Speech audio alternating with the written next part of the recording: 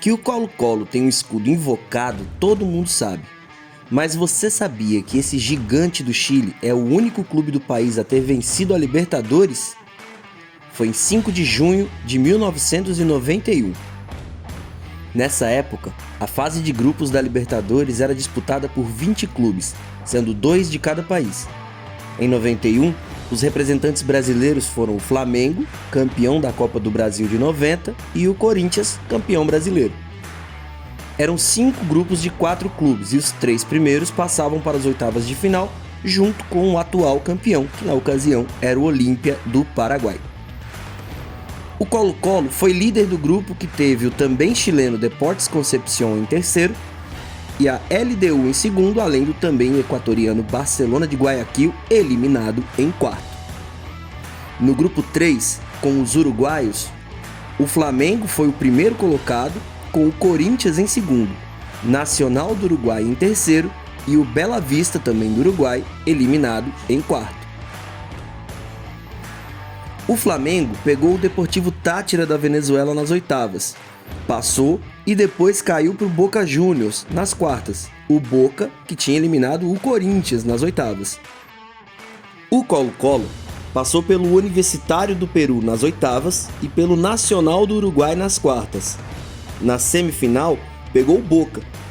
O Boca venceu o primeiro jogo na Bombonera por 1-0 e os chilenos aplicaram um 3-0 no Monumental de Santiago e passaram para a decisão contra o Olímpia, que superou o Atlético Colegiares e o Cerro Porteño em seguida nas quartas, os dois do Paraguai. Na semi, após empate em 0-0 com o Atlético Nacional em Medellín e vitória por 1-0 em Asunción, o bicampeão Olímpia seguiu para sua segunda final seguida. Na primeira partida no Paraguai, empate em 0-0.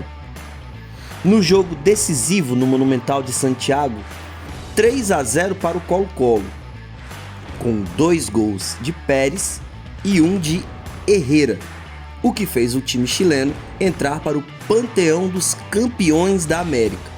Para se ter uma ideia, nessa época o Brasil tinha apenas 4 campeões: o Santos de Pelé em 62-63, o Cruzeiro em 76, o Flamengo em 81 e o Grêmio em 83. A final de 91 foi apitada pelo árbitro brasileiro José Roberto Reit.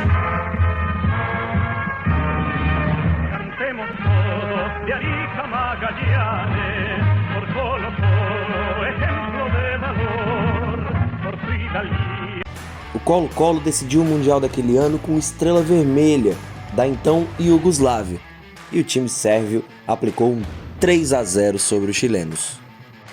E aconteceu também no 5 de junho, mas de 1938, na França, a estreia da seleção brasileira na Copa do Mundo FIFA daquele ano. E a seleção venceu a Polônia por 6-5, num jogo que ficou marcado como sendo o primeiro jogo do Brasil transmitido para o nosso país pelo rádio em uma Copa do Mundo.